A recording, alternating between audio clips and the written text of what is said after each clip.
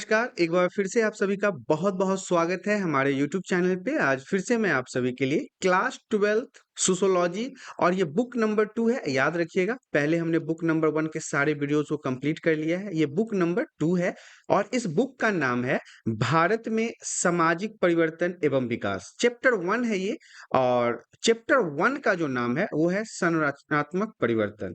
Structural change के बारे में हम पढ़ेंगे कि कैसे हमारे भारत के अंदर सामाजिक परिवर्तन हुए और फिर उससे रिलेटेड हमारे भारतीय समाज के अंदर विकास को देखा जाता है। तो आइए शुरुआत करते हैं क्लास 12 सोशियोलॉजी बुक नंबर 2 और चैप्टर नंबर 1 है ये, जिसका नाम है संरचनात्मक परिवर्तन। सबसे पहले हम संरचनात्मक परिवर्तन के बारे में ही जान लेते हैं, क्योंकि सबसे पहला पॉइंट और इम्पोर्टेंट पॉइंट है कि संरचनात्मक परिवर्तन किसे कहते हैं। संरचनात्मक परिवर्तन से समाज की संरचना में ही परिवर्तन आ जाता है। संरचनात्मक परिवर्तन से क्या होता है, जिस समाज में, भारतीय समाज की हम बात कर रहे हैं यहाँ पे, तो भारत के समाज के अंदर जो बनावट होती है ना, जो ढांचा होता है, वो परिवर्तित हो जाता है, बदल जाता है। इसका मतलब क्या है कि जब समाज में चल रही संस्थाओं अथवा नियमों में परिवर्तन आना शुरू हो जाए। एक समाज के अंदर आपको पता है कि अपनी संस्थाएं होती है, अपने रीति रिवाज होते हैं, अपने नियम होते हैं, अपनी संस्कृति होती है। यदि इन सभी चीजों में परिवर्तन देखने को मिले तो इसे हम क्या कहते हैं? इसे हम कहते हैं संरचनात्मक परिवर्तन। उदाहरण के तौर पर प्राचीन समय में वस्तु अथवा सेवाओं के लेन-देन जो चलता था, परंतु हम आजकल के समय में देखते हैं कि विनिमय व्यवस्था नहीं बल्कि वस्तु के बदले पैसे दिए जाते हैं। आज से जब हम हिस्ट्री वगैरह में देखते हैं कि बहुत पहले के समाज में, आज से 10,000 साल पहले, 5,000 साल पहले, 7,000 साल पहले, जब भी कोई व्यापार होता था तो उस व्यापार में क्या होता था कि एक समाज के जो लोग थे वो दूसरे समाज में जाके बदलैन करते थे, अदला-बदली करते थे चीज़ों को। जैसे अगर इस समाज में जो चीज़ें उपलब्ध होती थी, वो दूसरे समाज में जाके वो देते थे और दूसरे समाज में जो उनके ज़रूरी की चीज़ें उपलब्ध होती थी, वो अपने समाज में लेके आ जाते थे। तो ये वस्तुओं का जो बदलैन का तरीका था, सेवाओं के लेन-देन का तरीका था, वो आज के समय में बदल गया है। आज हम वस्तु को अगर देते हैं किसी को, तो उसके बदले में हम उस देश के या फिर उस जगह के करेंसी को एक्सेप्ट करते हैं, पैसे को एक्सेप्ट करते हैं। तो ये हमारा संरचनात्मक परिवर्तन है। आपको संरचनात्मक परिवर्तन में क्या जानना है, इसे भी जान लीजिए। देखिए, संरचनात्मक परिवर्तन खासकर क्लास 12 के बुक नंबर 2 और चैप्टर नंबर 1 में हमें उपनिवेशवाद के समय में जो सब बदलाव हुआ, अर्थात जब अंग्रेजों का शासन हुआ करता था हमारे भारत के ऊपर, उस समय जिन-जिन चीज़ों के अंदर बदलाव हुआ, उसे हम मुख्य रूप से इस चैप्टर के अंदर पढ़ेंगे, क्योंकि संरचना में परिवर्तन ज़्यादातर अंग्रेजों के समय में ही हुआ। हालाँकि परिवर्तन पहले भी हुआ था, लेकिन हमारे इतिहास में, या फिर आप कह सकते हैं कि आपके इस चैप्टर में अंग्रेजों के समय में हुए जब जितने भी परिवर्तन थे, उन सभी को पढ़ना है। तो देखिए, संरचनात्मक परिवर्तन के बाद जस्ट आपका टॉपिक है उपनिवेशवाद। उपनिवेशवाद से आप क्या समझते हैं या फिर उपनिवेशवाद किसे कहते हैं? उपनिवेशवाद को समझ लीजिए, वेरी वेरी इंपॉर्टेंट रहेगा। एक स्तर पर एक देश द्वारा दूसरे देश पर शासन को हम उपनिवेशवाद कहते हैं। मतलब जब एक कंट्री या फिर एक देश या फिर एक कोई ऐसा जगह, राज्य के नाम से भी हम उस समय के देशों को डिनोट करते थे, बताते थे। तो जब एक देश क्या करता है, दूसरे देश के ऊपर शासन करता है, इसी को हम क्या कहते हैं? उपनिवेशवाद कहते हैं। और अंग्रेजों ने भी कुछ ऐसा ही किया था। भारत के ऊपर उन्होंने शासन ही किया था। हालाँकि वो शासन करने हमारे भारत में आए नहीं थे। शासन करने के इरादे से नहीं आए थे। वो तो आए थे यहाँ पे व्यापार क करने के इरादे से। लेकिन जब उन्होंने यहाँ की शासन पद्धति को कमज़ोर देखा, यहाँ पे शासकों में कमज़ोरी देखा, तो फिर उन्होंने क्या किया? यहाँ पे शासन करने का मूड बना लिया। भारत में यह शासन किसी अन्य शासन से अधिक प्रभावशाली रहा। हालाँकि भारत में कई लोगों ने शासन किया है, मुगलों ने शासन किया है, अफ़गानियों ने शासन किया है और मतलब कि हिंदू राजाओं का भी शासन रहा है। लेकिन जो अंग्रेज़ों का शासन रहा है, वो सबसे ज़्यादा अधिक प्रभावशाली माना जाता है। उपनिवेशवाद ने सामाजिक संरचना एवं संस्कृति में परिवर्तन की दिशा को और मजबूत किया और उनके अनेक प्रभाव यहाँ पे देखे जाते हैं। मैंने आपको जस्ट ऊपर सामाजिक परिवर्तन के बारे में बताया था और यहाँ पे मैंने आपको ये भी बताया था कि अंग्रेजों के समय में जो सब बदलावें हुई है ना, उन सभी चीज़ों के बारे में हम यहाँ पे देखेंगे।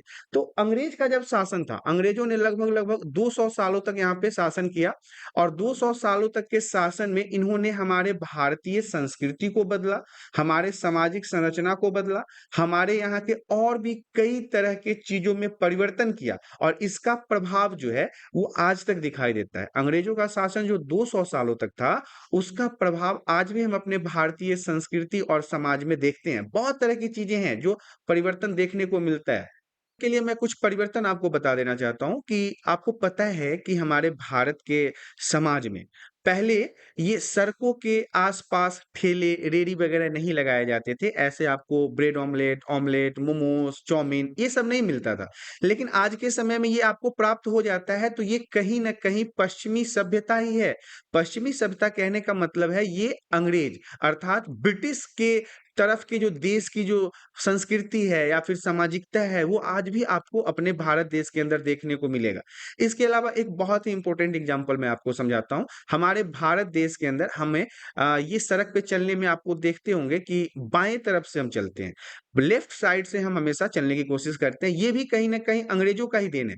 अंग्रेजों के समय में ही सड़क के बाएं तरफ से चलने की शुरुआत हुई थी। हालाँकि ये सारे पॉइंट्स आपके बुक में नहीं है, फिर भी मैं उपनिवेशवाद के दौरान हो रहे बहुत बड़े परिवर्तनों में आपको ये सड़क पे चलने की प्रक्रिया को बता दिया हूँ ताकि आपको ये सारी चीजें याद रहे।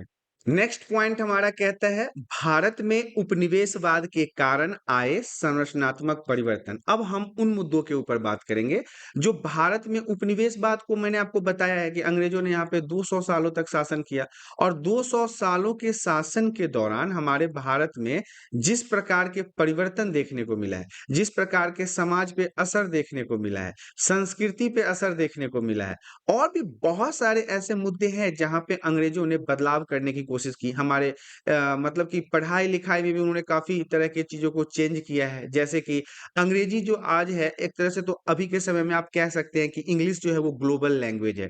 लेकिन हमारे भारत में भी आप देखते हो ये एक बिल्कुल मतलब लोगों के पैशन के रूप में भी देखा जाता है। अगर व्यक्ति को इंग्लिश आती है तो समाज में उसे काफ़ी इज़्ज़त प्राप्त होता है। अगर इंग्लिश नहीं आता है तो उसे इज़्ज़त प्राप्त नहीं होता है। तो ये सारी चीज़ें हैं जो भारत में उपनिवेशवाद के कारण परिवर्तन देखने को मिला था। तो देखिए उपनिवेशवाद तो आपको समझ में आ गया। ये जो अंग्रेजों का शासन था हमारे भारत के ऊपर 200 सालों तक और इसमें जितने भी परिवर्तन हुए हैं, उन सभी परिवर्तनों को हम यहाँ पे देखेंगे कि कौन-कौन से परिवर्तन हुए हैं और कौन-कौन से बदलाव हुए हैं। तो उपनिवेशवाद का भारतीय समाज पर प्रभाव जो है वो ब्रितानी उपनिवेशवाद, पूंजीवाद व्यवस्था पर आधारित था। अब ब्रितानी कहने का मतलब है ब्रिटेन, याद रखिएगा ये अंग्रेज जो थे वो ब्रिटेन के ही थे, इंग्लैंड के थे। तो इनका जो प्रभाव था भारत पे और पश्चिमी देशों में आपने शुरुआत से पढ़ा है कि वो पूंजीवादी व्यवस्था पर आधारित थे और यही पूंजीवादी व्यवस्था जो है वो भारत में भी लागू करना चाहते थे। अंग्रेज जो थे यही ब्रिटेन के रीति-रिवाजों को, संस्कृति को, सामाजिक विचारधारा को, वहाँ के भाषा को हमारे भारत में लागू करना चाहते थे। इसने हमारे आर्थिक व्यवस्था में बड़े पैमाने पर हस्तक्षेप किया। किसने? अंग्रेजों ने 200 सालों तक हमारे भारतीय सभ्यता को, हमारे भारतीय आर्थिक स्थिति को, हमारे भारतीय सामाजिक परिवर्तन को करते हुए धर्म में भी कई प्रकार के हस्तक्षेप को किया है, जिसके कारण इसे मजबूती मिली। इसी सब पॉइंट्स के कारण उपनिवेशवाद को काफ़ी मजबूती मिली। वस्तुओं की उत्पादन प्रणाली एवं वितरण के तरीके में भी बदलाव किए गए। वस्तुओं के उत्पादन प्रणाली कहने का मतलब है कि अंग्रेज जिस तरह से चाहते थे उस तरह की खेती हमारे भारतीय किसान से करवाते थे। जिस तरह से वो व्यापार करना चाहते थे उस तरह के व्यापार को हमारे भारतीय किसान से करवाते थे। मतलब वो अपने फायदे के लिए, अपने अच्छे कमाई के लिए हमारे यहाँ हमारे आर्थिक व्यवस्था में हस्तक्षेप करते रहते थे। इसके साथ-साथ उन्होंने जंगल काटकर चाय की खेती शुरू कर दी। मतलब हमारे भारत में जितने भी बड़े-बड़े जंगल थे, उनको काटने में सबसे ज़्यादा योगदान जो है, वो अंग्रेज़ों का रहा है। उन्होंने हमारे भारत की एक बहुत बड़े जंगल के जगह को साफ कर दिया और वहाँ पे क्या कर दिया, चाय की खेती करनी शुरू कर दी क्योंकि चाय से इन्हें काफ़ी फ़ायदा प्राप्त होता था। जंगलों को नियंत्रित करना एवं प्रशासित करने के लिए उन्होंने अलग-अलग कानून भी बनाए। कई बार तो आपने क्लास 8 और 9th में पढ़ा है ये सारी चीज़ें कि जंगल को लेके अंग्रेज़ों ने किस प्रकार से कानून बनाए। 4 कानून के बारे में मैंने क्लास 8 के हिस्ट्री के वीडियो में आपको पढ़ाया है। आप ये कहते हैं ना कि मैंने तो हमेशा से आपको बताया कि शुरुआत से यदि आप चीज़ों को समझेंगे, समझने के बाद आपको आगे आने वाले टॉपिक्स में किसी भी प्रकार की परेशानी नहीं होगी। तो यहाँ पे अंग्रेजों ने 200 सालों के शासन के दौरान कई प्रकार के परिवर्तन किए हैं। हमारा कहता है उपनिवेशवाद के दौरान लोगों का आवागमन बढ़ा। उपनिवेशवाद के दौरान कहने का मतलब है जब अंग्रेजों का शासन था हमारे भारत के ऊपर, जब इन गोरे चमड़ियों के लोगों का शासन था हमारे भारत के ऊपर, तो यहाँ पे अलग-अलग देशों से लोग आने लगे और यहाँ से लोगों को अलग-अलग देशों में भेजा जाने लगा। इसी को कहते हैं इसी दौरान उपनिवेशवाद के दौरान लोगों का आवागमन बढ़ा, आने वाले लोगों का भी और गमन करने वाले लोगों का भी, मतलब जाने वाले लोगों का भी। जैसे कि हम यहाँ पे आपको बताना चाहेंगे, डॉक्टर एवं वकील मुख्यतः बंगाल एवं मद्रास से चुनकर देश विदेश के विभिन्न भागों में सेवा के लिए भेजे गए। आपको अभी के समय भी देखते होंगे कि सबसे ज्यादा डॉक्टर आपको कहाँ मिलेंगे, तो केरल में मिलेंगे, बहुत ज्यादा डॉक्टर है वहां पे। इसके अलावा बंगाल में भी आपको डॉक्टरों की कमी नहीं मिलेगी। तो यहाँ के जो अच्छे अच्छे डॉक्टर थे ना, इनको बाहर के देशों में भेजा जाने लगा सेवा के लिए। जब हमारे भारत के ऊपर अंग्रेजों का शासन था तो वो हमारे देश से अच्छे अच्छे डॉक्टरों को दूसरे देशों में भेजने लगे। व्यवसायियों का आवागमन भी बढ़ा, मतलब व्यापार करने वाले लोगों का भी आवागमन, मतलब हमारे देश में आना और जाना बढ़ गया। यह भारत तक ही सीमित न रहकर सुदूर एशिया, मतलब एशिया के दूसरे दूसरे देशों में, अफ्रीका के दूसरे दूसरे देशों में, अमेरिका तक के उपनिवेश तक बढ़ गया। क्योंकि अंग्रेजों को पता था कि भारत के अंदर बहुत सारे रिसोर्सेज हैं, बहुत सारे संसाधन हैं, इन्हें बेचकर अच्छे मुनाफे कमाए जा सकते हैं। इसी कारण से जब वो व्यापार करने आए तो व्यापार के बाद उन्होंने क्या करना शुरू किया, हमारे यहाँ शासन करने का प्लान बनाया और 200 सालों तक, 200 साल के लंबे समय तक उन्होंने भारत के ऊपर शासन किया। झारखंड की अगर हम बात कर लें तो झारखंड एक राज्य है जो भारत का हिस्सा है। उन दिनों बहुत से लोग चाय बागानों में मजदूरी करने के उद्देश्य से असम आए। कहां से? झारखंड से। कहां लेके आए गए? असम लाए गए। किस कारण से लेके आए? तो उन्हें चाय बागानों में काम करवाने के लिए लाया गया। भारतीय मजदूर एवं दक्ष सेवा कर्मियों को जहाज के माध्यम से सुदूर एशिया, अफ्रीका और अमेरिका भेजा गया। मतलब इन्हें जहाज में लोड करके असम के अलावा एशिया के दूसरे दूसरे देशों में, अफ्रीका के दूसरे देशों में और अमेरिका के दूसरे दूसरे देशों में इन लोगों को भेज दिया गया मजदूर बना के। हालांकि इनको भेजने का तरीका भी सही नहीं था। इनको जहाजों में बिल्कुल जानवरों की तरह ठूस कर इन्हें दूसरे दूसरे देशों में एक तरह से आप कह सकते हैं बेच दिया गया, जहां पे इन लोगों के साथ बहुत ज्यादती होती थी, बहुत परेशानियों का इन्हें सामना करना पड़ता था।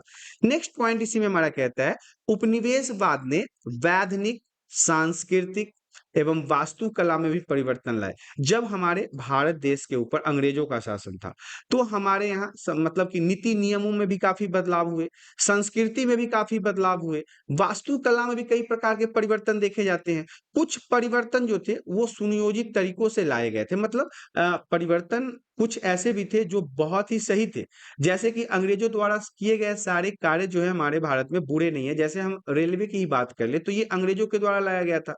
आज हम इस रेलवे से कितना ज्यादा फायदा उठाते हैं, लेकिन कुछ ऐसी भी चीजें थी जो अंग्रेजों ने गलत तरीकों से भारत में लागू किया था। पॉइंट हमारा कहता है, जैसे पश्चिमी शिक्षा पद्धति को भारत में इस उद्देश्य से लाया गया कि उससे भारतीयों का एक ऐसा वर्ग तैयार होगा जो ब्रिटिश उपनिवेशवाद को बनाए रखने में सहयोगी हो। देखिए, अंग्रेज बहुत चतुर थे, बहुत शातिर थे। वो भारत के लोगों को पश्चिमी देशों जैसी शिक्षा देना चाहते थे, उन्हें अंग्रेजी पढ़ाना चाहते थे। हमारे देश के अंदर के संस्कृत, हमारे देश के अंदर पढ़ाए जाने वाले हिंदी भाषा को लुप्त करने की कोशिश में थे। हालांकि आज के समय में आप देखिए तो ये भाषाएं ऑलरेडी लुप्त होने के कगार पे ही है। तो यहाँ पे मैं आपको बताना चाहूंगा कि जो अंग्रेज थे उन्होंने अपने पश्चिमी सभ्यता के अनुसार हमारे यहाँ शिक्षा प्रणाली को बढ़ाना शुरू किया। वो ये चाहते थे कि भारत में एक ऐसे वर्ग को तैयार किया जाए, एक ऐसे समूह को तैयार किया जाए जो अंग्रेजी पढ़ने के बाद उनके उपनिवेशवाद को बनाए रखने में उनका सहयोग प्रदान करे। यही पश्चिमी शिक्षा पद्धति राष्ट्रवादी चेतना एवं उपनिवेशवाद विरोधी चेतना का माध्यम भी बना। जब अंग्रेजों ने इस तरह के शिक्षा प्रणाली को हमारे भारत में लागू करने के बारे में सोचा तो यहाँ के लोगों ने इसका विरोध किया, जमकर विरोध किया, कई प्रकार के आंदोलन किए और यहीं से आप देख सकते हैं कि उपनिवेशवाद को समाप्त करने के लिए, अंग्रेजों को भगाने के लिए लोगों का चेतना शुरू हो गया था। नेक्स्ट पॉइंट हमारा कहता है ब्रिटिश उपनिवेशवाद अब भी हमारे जीवन का एक जटिल हिस्सा है। हम ये नहीं कह सकते हैं भारत के अंदर रहते हुए कि अब भारत के अंदर जो है उपनिवेशवाद के मतलब कि आप कह सकते हो उपनिवेशवाद से जुड़े कई तरह की चीजें जो हैं वो आज भी भारत के लोगों के जीवन का हिस्सा बन चुका है। हम इसे चाह के भी नहीं हटा सकते हैं। आज भारत में ही देख लीजिए, अंग्रेजी को ही ऑफिशियल लैंग्वेज की तरह ही यूज किया जाता है। हर किसी ऑफिस में, हर किसी दफ्तर में जितने भी सरकारी फॉर्म्स आते हैं, उन सभी को अंग्रेजी में फिल करने के लिए ही कहा जाता है। तो ये एक प्रकार का तो आप कह सकते हैं ना, अंग्रेजों का छोड़ा गया ही एक जूठा है जो भारत जो है इसे लेके चल रहा है। इसके साथ-साथ खान-पान को भी लेके हम बात कर लें। आज बहुत सारे ऐसे खाने-पीने की चीजें हैं जो हमारे भारत के समाज का एक बहुत ही अहम हिस्सा बन चुका है और कहीं न कहीं ये पश्चिमी देशों से ही आया हुआ है। नेक्स्ट पॉइंट हमारा कहता है बहुत से भारतीयों ने अंग्रेजी भाषा में उत्कृष्ट साहित्यिक रचनाएं भी की है। आज भारत के अंदर हम अंग्रेजी में ही देख ले तो बहुत सारे नॉवेल हैं, कहानियां हैं, इतिहास लिखे जा रहे हैं। अंग्रेजी के ज्ञान के कारण विशेष स्थान प्राप्त है क्योंकि अंग्रेजी इन्हें आता है। सोच देखिए, अंग्रेजों ने हमारे सोच को किस तरह से आहत किया कि जिन व्यक्ति को अंग्रेजी आता है समाज में उनको विशेष स्थान दिया जाता है। और यदि आपको इंग्लिश नहीं आता, आप भले ही कितने भी पढ़े लिखे हो, आपके देश की जो भाषा है हिंदी, उसमें आप कितने भी ज्ञानी हो, आपका उस तरह का वैल्यू नहीं मिलेगा समाज में जो एक अंग्रेजी बोलने वाले या अंग्रेजी पढ़ने वाले या अंग्रेजी जानने वाले लोगों को होता है। आप देख सकते हो कि हमारे भारत के लोग खुद ही अपने भारतीय देश के भाषा की इज्जत नहीं कर रहे हैं। हिंदी का इज्जत नहीं हो रहा, संस्कृत का इज्जत नहीं हो रहा, तो दूसरे लोग क्या करेंगे? आज पूरे विश्व में ऐसा कोई भी देश नहीं है जो अपनी मातृभाषा का इज्जत नहीं करता हो, लेकिन हमारे भारत ही मात्र हमको ऐसा देश लगता है जहाँ पे खुद के भाषा की इज्जत नहीं की जाती है और हम अंग्रेजी का ढोल लेके बजाते फिरते हैं। अब देखिए, जिसे अंग्रेजी का ज्ञान नहीं होता है ना, उसे रोजगार भी जल्दी नहीं मिलता, उसे नौकरी नहीं मिलता, उसे कई प्रकार की परेशानियों का सामना करना पड़ता है। समाज में उसे खराब नजरों से देखा जाता है, मतलब उसे मतलब जलील नजरों से देखा जाता है। अंग्रेजी ज्ञान से अब दलितों के लिए भी अवसरों के द्वार खुल गए हैं। आज के समय में अंग्रेजी को पढ़ के दलितों ने भी आरक्षण के माध्यम से कई प्रकार के उज्जवल नौकरियों को सारोकार किया है, ग्रहण किया है और अपने भविष्य को आगे बढ़ाया है। नेक्स्ट पॉइंट हमारा कहता है पूंजीवाद। काफी लंबे समय से हम पूंजीवाद के बारे में पढ़ते आए हैं। यह एक ऐसी अर्थव्यवस्था है, ऐसी विचारधारा है जिसके उत्पादन के साधनों का स्वामित्व कुछ विशेष लोगों के हाथों में होता है। देखिए, अर्थव्यवस्था एक ऐसा सोच है, विचार है, प्रणाली है जिसमें उत्पादन अर्थात प्रोडक्ट का वैल्यू या फिर मार्केट का वैल्यू कुछ मतलब कि चुनिंदा आदमियों के हाथ में होता है, कुछ ही लोगों के हाथ में होता है। इसमें ज्यादा से ज्यादा मुनाफा कमाने पर जोर दिया जाता है, अधिक से अधिक प्रॉफिट कमाने पर जोर दिया जाता है। इसे गतिशीलता, वृद्धि, प्रसार, नवीनीकरण, तकनीक तथा श्रम के बेहतर उपयोग के लिए जाना जाता है। ऐसा माना जाता है पूंजीवाद को लेके कि पूंजीवाद विचारधारा के अंदर जो गतिशीलता है वो बहुत तेजी से होता है, विकास बहुत तेजी से होता है, मशीनों का उपयोग बहुत तेजी से होता है, टेक्नोलॉजी का उपयोग होता है, श्रम को मतलब लेबर को और बेहतर स्किल्स दिया जाता है। और ये सब जो पूंजीवादी विचारधारा है, ये पश्चिमी देशों के अंदर आने वाले सभी देशों में लगातार चालू है काफी लंबे समय से। इससे बाजार को एक विस्तृत भूमंडलीकरण के रूप में देखा जाने लगा। भारत में भी पूंजीवादी के विकास के कारण उपनिवेशवाद प्रबल हुआ है। उपनिवेशवाद कहने का मतलब है कि जब अंग्रेजों का शासन था तो उन्होंने हमारे यहाँ पूंजीवादी व्यवस्था को लगाना शुरू किया और इससे उपनिवेशवाद को और मजबूती मिली। और इस प्रक्रिया का प्रभाव भारत की सामाजिक, सांस्कृतिक, आर्थिक और राजनीतिक संरचना पर भी पड़ा। जब ये पूंजीवाद व्यवस्था को इन्होंने हमारे भारत देश के अंदर मतलब विस्तृत तरीके से जमीनी स्तर पर लागू करना शुरू किया तो इससे हमारे भारत का जो सामाजिक संरचना था वो बिगड़ गया, हमारी जो सांस्कृतिक संरचना थी वो बिगड़ गई, आर्थिक संरचना और राजनीति में भी इन्होंने हस्तक्षेप करना शुरू कर दिया था। पॉइंट हमारा कहता है औद्योगिकरण क्या है। औद्योगिकरण एक ऐसी प्रक्रिया है, एक ऐसा प्रोसेस है जिसके तहत उत्पादन, मानवीय श्रम के आधार पर न होकर मशीनों से होता है।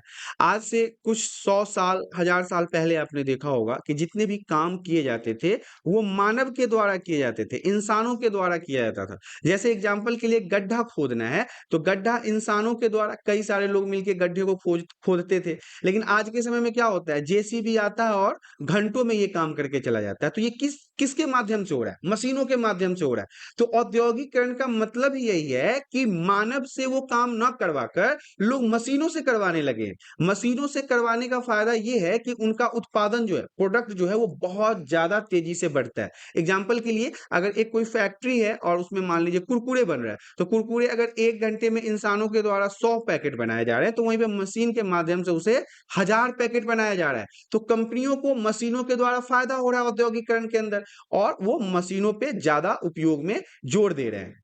औद्योगिक समाजों में ज्यादा से ज्यादा रोजगार वृत्ति में लगे लोग कारखानों, ऑफिस और दुकानों में काम करते हैं। ये औद्योगिकरण के फायदे और नुकसान दोनों हैं। यहाँ पे आपको फायदे और नुकसान मैंने पहले की कई सारे वीडियोस में बता रखा है। हालांकि जैसे जैसे औद्योगिकरण बढ़ रहा है तो देश की आर्थिक स्थिति में भी सुधार हो रहा है, लेकिन कई सारे लोग जो हैं वो बेरोजगार भी होते जा रहे हैं। जो पहले लोगों के माध्यम से काम करवाया जाता था, आज अगर वो मशीनों के माध्यम से काम करवाया जा रहा है, तो इतने सारे लोग तो बेरोजगार हो रहे हैं ना। नेक्स्ट पॉइंट हमारा कहता है प्रवास किसे कहते हैं? प्रवास से आप क्या समझते हैं? काम खोजने या रहने के लिए। कभी कभी आपने देखा होगा कि लोग अपने राज्य से, अपने गांव से, अपने देश से भी दूसरे देशों में चले जाते हैं, दूसरे राज्यों में चले जाते हैं, दूसरे समाज में चले जाते हैं। क्यों? काम खोजने, मतलब रोजगार खोजने के लिए या फिर रहने के लिए। व्यक्तियों का एक स्थान से दूसरे स्थान पर जाना, खोजने या रहने के लिए व्यक्तियों का एक स्थान से दूसरे स्थान तक जाना जो है वो प्रवास कहलाता है। आधुनिक लौह इस्पात केंद्र की अगर हम बात कर लें अभी के समय में, तो भिलाई में है, बोकारो में है, दुर्गापुर में है और राउरकेला में। तो ये राउरकेला उड़ीसा में है, दुर्गापुर पश्चिम बंगाल में है, बोकारो झारखंड में है और भिलाई भिलाई जो है वो छत्तीसगढ़ में है। तो ये कुछ प्रमुख लौह इस्पात केंद्र हैं वर्तमान समय में। पॉइंट हमारा कहता है संस्कृतिकरण क्या है। अब संस्कृतिकरण को समझ लेते हैं। उस प्रक्रिया या संदर्भ को कहा जाता है जिसके द्वारा मध्यम या निचली जाति अपने ऊपर की जातियों के कर्म कांडों और सामाजिक व्यवहार प्रथाओं को सीमित करके ऊपर की ओर सामाजिक गतिशीलता चाहती है। अब यहाँ पे समझ लीजिए क्या होता है।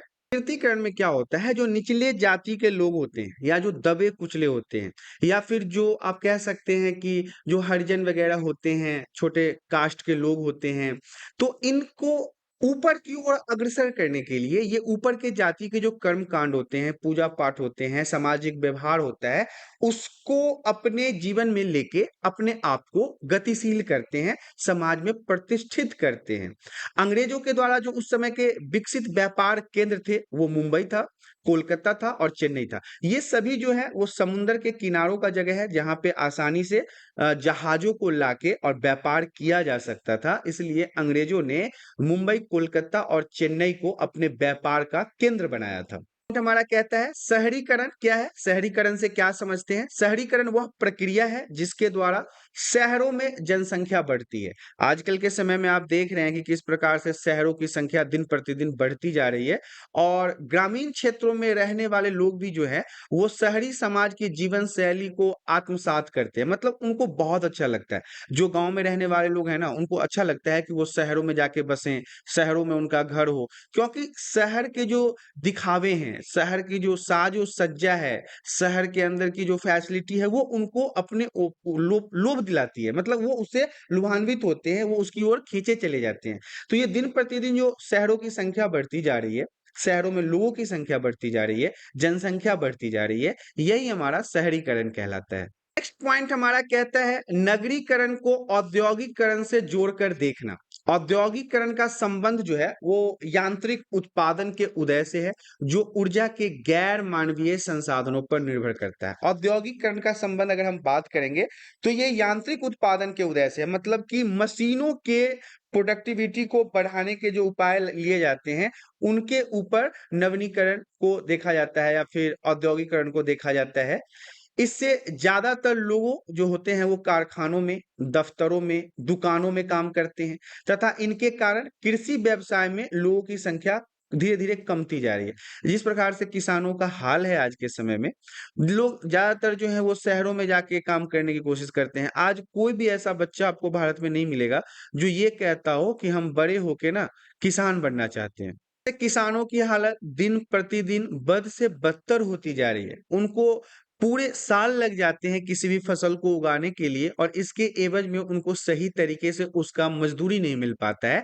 तो ऐसे में कोई भी व्यक्ति क्यों खेती करना चाहेगा? आज के समय में कोई भी नौजवान ऐसा आपको नहीं मिलेगा जो खेती करने के सोच को अपने दिमाग में रखता हो। कोई नहीं चाहता है खेती करना। औपनिवेशिक काल में नगरीकरण के जो पुराने शहरों का अस्तित्व कमजोर होता गया और उसके जगह पर नए औपनिवेशिक शहरों का उद्भव और विकास हुआ। अंग्रेजों के शासन के दौरान जो भारत के अंदर पुराने शहर हुआ करते थे, वो धीरे धीरे खत्म होते गए और अंग्रेजों ने अपने हिसाब से नए शहरों का निर्माण करना शुरू कर दिया। नगरीकरण को औद्योगिकरण से जोड़कर देखा जा सकता है, क्योंकि जहां जहां उद्योगों का विकास हुआ है वहीं पे शहरों का भी विकास हुआ है। दोनों एक साथ होने वाली प्रक्रिया है। कई बार औद्योगिक क्षरण भी देखा गया है, मतलब औद्योगिक के कारण कई प्रकार के शहरों को बिलखते और खत्म होते हुए भी देखा गया है। भारत में कुछ पुराने परंपरागत नगरीय केंद्रों का पतन हुआ है। जिस तरह से ब्रिटेन में उत्पादन एवं निर्माण को बढ़ावा आया, उसके विपरीत भारत में गिरावट आई। ब्रिटेन में तो इसका फायदा देखने को मिला, लेकिन भारत में कई प्रकार की परेशानियां देखी गई। प्राचीन नगर जैसे सूरत की बात कर ले, मुसलीपट्टनम की बात कर ले, तो उनका अस्तित्व कमजोर हो गया और धीरे धीरे वो खत्म भी हो गए। तो ये अंग्रेजों ने अपने फायदे के हिसाब से, अब मुनाफे के हिसाब से भारत के अंदर शहरों का निर्माण किया, और धीरे धीरे आज के समय में अंग्रेजों के द्वारा बनाए गए शहर ही प्रमुख शहर हैं। जैसे दिल्ली की बात कर लें, कलकत्ता की बात कर लें, मुंबई की बात कर लें, चेन्नई की बात कर लें, तो ये उस समय भी बहुत फेमस शहर हुआ करता था और आज भी है। नेक्स्ट पॉइंट हमारा कहता है उपनिवेशवाद के दौरान औद्योगिक परिवर्तन। उपनिवेशवाद के दौरान कौन कौन से औद्योगिक परिवर्तन देखने को मिला है, इसके बारे में देख लेते हैं। आधुनिक नगर जैसे कि मुंबई की बात कर लें, जो पहले बंबई था अब मुंबई हो गया है। कोलकाता की बात कर लें, मद्रास की बात कर लें, जो आज चेन्नई हो गया है। तो जो उपनिवेशवादी शासन में प्रचलित हुए वो मजबूत होते गए। मुंबई भी मजबूत होता गया, कोलकाता भी मजबूत हुआ, चेन्नई भी मजबूत हुआ, क्योंकि इन पे अंग्रेजों का ज्यादा ध्यान हुआ करता था, क्योंकि इनसे अंग्रेजों को काफी फायदा मिलता था। बंबई से कपास, जो आज का मुंबई है वहां से कपास, कलकत्ता से जूट, मद्रास से कहवा, चीनी, नील तथा कपास ब्रिटेन को निर्यात किया जाता था। ये सारी चीजें जो हैं, जूट की बात कर ले या फिर कपास की बात कर ले या चीनी की बात कर ले, नील की बात कर ले, ये सब ब्रिटेन भेजा जाता था हमारे भारत के माध्यम से। और कहाँ से भेजा जाता था? तो मुंबई से भेजा जाता था, कोलकाता से भेजा जाता था, मद्रास से भेजा जाता था। तो नेक्स्ट पॉइंट की तरफ बढ़ते हैं। प्रारंभ में भारत के लोग जो थे वो औद्योगिकरण के कारण ब्रिटिशों के विपरीत कृषि क्षेत्र की ओर आए। मतलब शुरुआत का जब समय था तो औद्योगिकरण जो हो रहा था, जो मशीनें लगाई जा रही थी, फैक्ट्रियां लगाई जा रही थी, तो इस कारण से अंग्रेजों के खिलाफ इन्होंने खेती करना शुरू किया। लेकिन धीरे धीरे जब इनकी शासन पद्धति हमारे भारत देश में बढ़ती गई तो इन्होंने फिर उसी के हिसाब से काम करना शुरू कर दिया। नहीं तो अंग्रेज जो थे इनको परेशान करते थे, इनके जमीनें छीन लिया करता था, इनसे ज्यादा टैक्स लिया करता था। नेक्स्ट पॉइंट हमारा कहता है इस प्रकार नए सामाजिक समूह तथा नए सामाजिक संबंधों का उदय हुआ। स्वतंत्रता के बाद भारत की आर्थिक स्थिति को औद्योगिकरण के द्वारा ही सुधारा जा सका। जब स्वतंत्रता मिल गई भारत को तो पंडित जवाहरलाल नेहरू ने भी तो यही कहा था कि भारत में यदि औद्योगिकरण सही तरीके से हो, तेजी से हो, तीव्र गति से हो, तो भारत की आर्थिक स्थिति को सुधारा जा सकता है। बात कर लेते हैं चाय की बागवानी के बारे में कि चाय की बागवानी क्या था। तो आधिकारिक रिपोर्ट से पता चलता है, मतलब ऑफिशियल जितने भी रिपोर्ट्स हैं, इससे यही पता चलता है कि औपनिवेशिक सरकार गलत तरीकों से मजदूरों की भर्ती करती थी। मतलब कि गलत तरीकों से उनको अपने बगानों में ले जाया जाता था, चाय की जबरदस्ती खेती करवाई जाती थी, उनके साथ मारपीट भी होता था। मजदूरों को बलपूर्वक जोर जबरदस्ती से बागवानों में सस्ते में काम कराया जाता था। मतलब पूरे दिन उनसे काम भी कराया जाता था और इसके एवज में उन्हें सही पैसे भी नहीं दिए जाते थे। इससे बागान वालों को काफी फायदा मिलता था, लेकिन किसान इसमें काफी नुकसान उनको मतलब काफ़ी नुकसान पहुँचता था। बगानों के मालिक जो थे वो अंग्रेज और उनकी मेम मतलब जो उनकी वाइफ़ हुआ करती थी, उनके विशाल बंगलों में ही रहते थे। जो म बगान के मालिक हुआ करते थे, वो अंग्रेज़ों के साथ ही रहते थे। सारा ज़रूरत का सामान उनके पास मौजूद हुआ करता था। उनकी ज़िंदगी जो थी, वो चौका-चौंध से भरी हुई थी। तो ये था चाय की बागवानी के बारे में कि कैसे भारत के गरीब लोगों को ज़बरदस्ती बागानों में काम करवाया जाता था। और जो बागान के मालिक होते थे वो अंग्रेजों के साथ ही सारे शौक मौज के साथ पूरा करते हुए उन्हीं के साथ उन्हीं के बंगले पे रहा करते थे। पॉइंट हमारा कहता है स्वतंत्र भारत में औद्योगिकरण। औद्योगिकरण को स्वतंत्र भारत के सक्रिय तौर पर बढ़ावा दिया गया। उद्योग लगाने का मतलब है कि जो भारत जब से आजाद हुआ तो इसको काफी बढ़ाया गया। उस समय के जितने भी बड़े बड़े नेता थे उन्होंने कहा कि औद्योगिकरण को बढ़ाया जाना चाहिए, इससे काफी फायदा मिलेगा, आर्थिक स्थिति को सुधारा जा सकता है।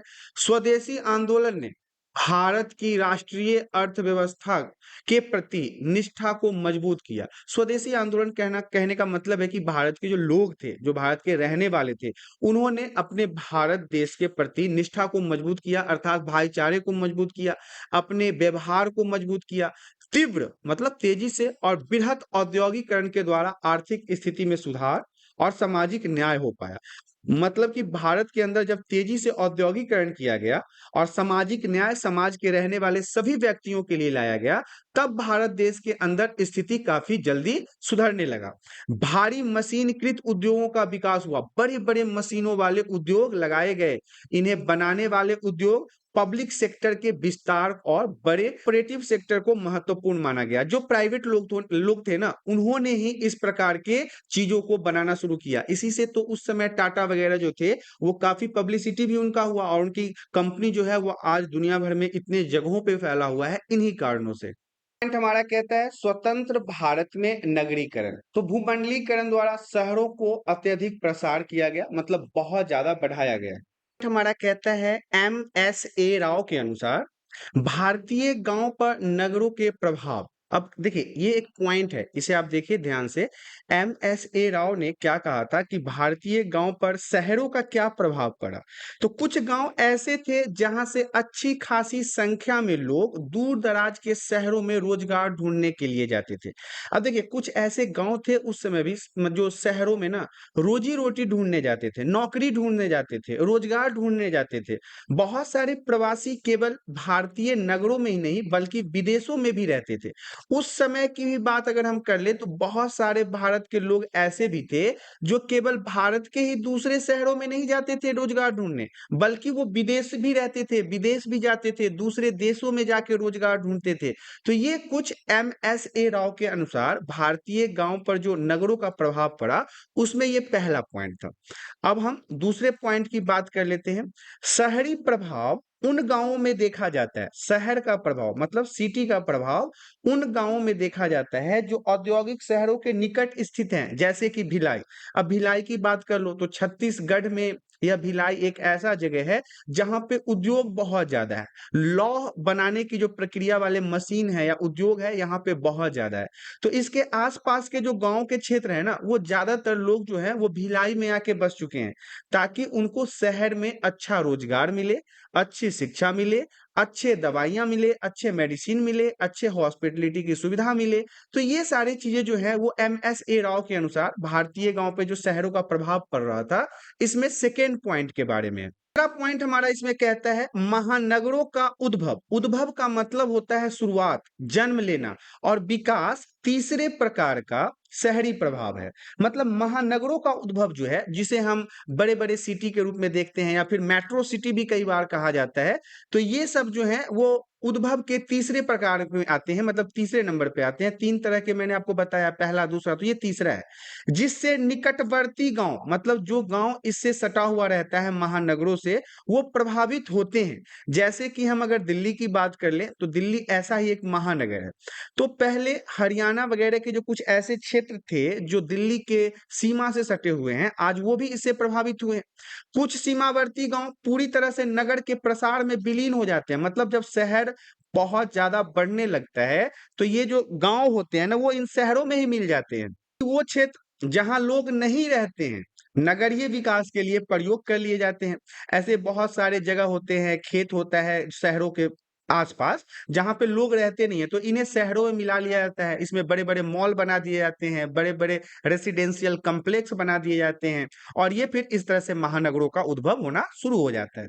देखा क्लास 12 सोशियोलॉजी बुक नंबर 2 जिसका नाम है भारत में सामाजिक परिवर्तन एवं विकास। ये चैप्टर 1 था, वेरी वेरी इंपॉर्टेंट, और इस चैप्टर का नाम था संरचनात्मक परिवर्तन, जो आपके एग्जाम के लिए काफी महत्वपूर्ण है। तो आशा करता हूँ वीडियो में दी गई जानकारी आप सभी को पसंद आया होगा। जानकारी पसंद आया तो वीडियो को लाइक कर दें।